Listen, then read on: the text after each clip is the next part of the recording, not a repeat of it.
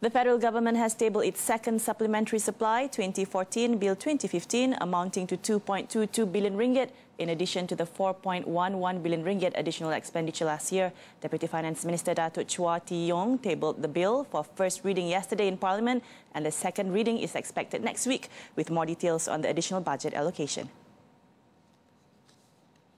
According to the bill, the bulk of the additional funds worth 1.24 billion ringgit was allocated for contributions to statutory funds, followed by the Education Ministry, which saw 428.02 million ringgit injected. Apart from that, the additional budget was also allocated for the Public Service Department, the Health Ministry, the Federal Territories Ministry, the Foreign Ministry and the Science and Innovation Ministry. In June last year, the government tabled its first supplementary supply in 2014, Bill 2014, for an additional 4.11 billion ringgit for additional operations expenditure during the same period. According to the initial budget for 2014, the government had initially allocated 217.7 billion ringgit for operating expenditure.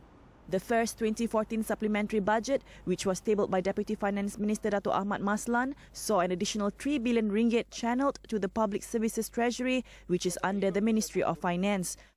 Out of the total, Ahmad said 3 billion ringgit was for the payment of fuel subsidy claims and funding the emolument budget shortage. The remaining amount was to fund the cost of concession payment for 6 University Technology Mara campuses, as well as price hike in contracts following the implementation of the minimum wage.